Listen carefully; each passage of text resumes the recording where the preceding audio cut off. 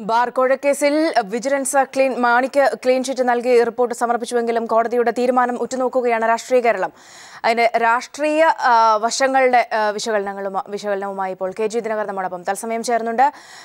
ഒരുപക്ഷെ ദിനകർ, വിജിലൻസ് കൈകാര്യം ചെയ്ത വശങ്ങൾ പരിശോധിക്കുകയാണെങ്കിൽ വിധി മാണിക്ക് പ്രതികൂലമാകാനുള്ളൊരു സാഹചര്യമാണ് പൊതുവിൽ വിലയിരുത്തപ്പെടുന്നത്. അതുകൊണ്ട് തന്നെ എങ്ങനെയായിരിക്കും ഈ വിധി രാഷ്ട്രീയമായി മാണിയെ ബാധിക്കുക, പൊതുവിൽ രാഷ്ട്രീയ കേരളത്തെ തന്നെ ബാധിക്കുക? സൗമ്യ, ബാർകോഴ കേസിൽ ഇന്ന് വിജിലൻസ് കോടതി പുറപ്പെടുവിക്കാനിരിക്കുന്ന വിധി രാഷ്ട്രീയ കേരളം ഉറ്റുനോക്കുന്ന ഒരു വിധി പ്രസ്താവം തന്നെയാണ്.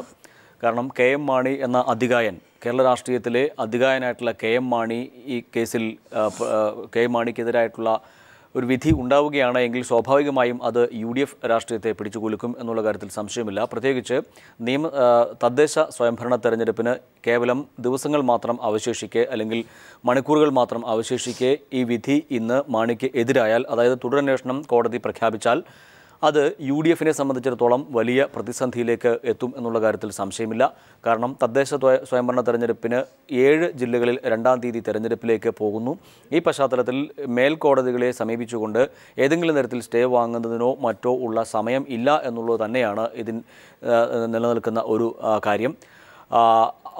ഇക്കാര്യത്തിൽ തുടരന്വേഷണം ഉണ്ടായാൽ ഒരുപക്ഷെ KM മാണിക്ക് മാറി നിൽക്കേണ്ട ഒരു സാഹചര്യം പോലും ഉണ്ടായേക്കാം. പ്രത്യേകിച്ച് തെരഞ്ഞെടുപ്പ് അടുത്തിരിക്കുന്ന പശ്ചാത്തലത്തിൽ, തെരഞ്ഞെടുപ്പിൻ്റെ പടിവാതിൽക്കൽ എത്തി നിൽക്കുന്ന സാഹചര്യത്തിൽ UDFന് മുഖം രക്ഷിച്ചേ മതിയാകൂ. അത് UDFനുള്ളിൽ ഒരുപക്ഷെ അത്തരത്തിൽ ഒരു നീക്കം ഉണ്ടായാൽ അത് UDFൽ വലിയ പൊട്ടിത്തെറിക്കും, വലിയ പ്രതിസന്ധികൾക്കും ഇടവയ്ക്കുമെന്നുള്ള കാര്യത്തിൽ സംശയമില്ല.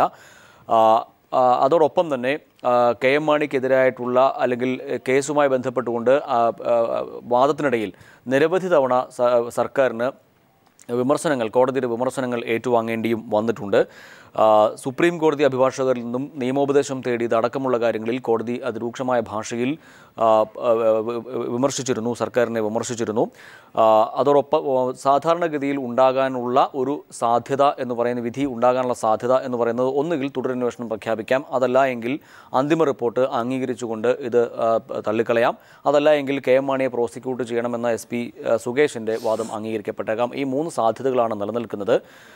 എന്തായാലും KM മാണിക്കെതിരായിട്ടുള്ള ഒരു വിധി വരികയാണ് എങ്കിൽ അത് കേരള രാഷ്ട്രീയത്തിൽ വലിയ ചലനങ്ങൾ സൃഷ്ടിക്കും എന്നുള്ള കാര്യത്തിൽ സംശയമില്ല. പ്രത്യേകിച്ച് KM മാണിയെ സംബന്ധിച്ചിടത്തോളം അത് മാണിയുടെ രാഷ്ട്രീയത്തിലെ തന്നെ ഏറ്റവും വലിയ ഒരു തിരിച്ചടി കൂടി ആകും എന്നുള്ള കാര്യത്തിൽ സംശയമില്ല. ഒപ്പം UDFലും അത് വലിയ ചലനങ്ങൾ സൃഷ്ടിക്കപ്പെടുമെന്നുള്ള കാര്യത്തിൽ സംശയമില്ല.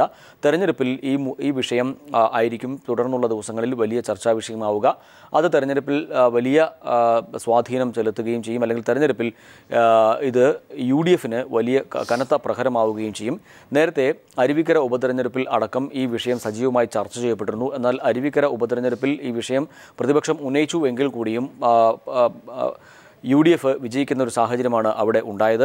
എന്നിരുന്നാൽ പോലും ഇപ്പോൾ കോടതി ഇത്തരത്തിൽ ഒരു തുടരന്വേഷണം പ്രഖ്യാപിക്കുകയാണ് എങ്കിൽ സ്വാഭാവികമായും ഇതിൽ കണ്ടെത്തിയിട്ടുള്ള SP സുകേഷിൻ്റെ റിപ്പോർട്ടിൽ കണ്ടെത്തിയിട്ടുള്ള പല കാര്യങ്ങളും, അതായത് നിരവധി തെളിവുകൾ ഉൾപ്പെടെയാണ് KM മാണി കോഴ വാങ്ങി, 1 കോടി രൂപയോളം കോഴ വാങ്ങി എന്നത് നിരവധി തെളിവുകളുടെ അടിസ്ഥാനത്തിലാണ് കോടതിയിൽ റിപ്പോർട്ട് സമർപ്പിച്ചിട്ടുള്ളത്. എന്നാൽ അന്തിമ ഈ റിപ്പോർട്ട് തള്ളണം, അല്ലെങ്കിൽ അതിൽ കഴമ്പില്ല എന്ന് ചൂണ്ടിക്കാട്ടി വിജിലൻസ് ഡയറക്ടർ വിൻസെൻ്റ് എംപോൾ കത്ത് നൽകുകയുണ്ടായി. ഈ കത്തിൽ ചൂണ്ടിക്കാട്ടിയിരുന്ന കാര്യങ്ങൾ പലതും സമ്മർദ്ദത്തിന് അടിപ്പെട്ടുകൊണ്ട് അദ്ദേഹം ചെയ്തതാണ് എന്നുള്ള ആക്ഷേപവും ഉയർന്നു വന്നിരുന്നു.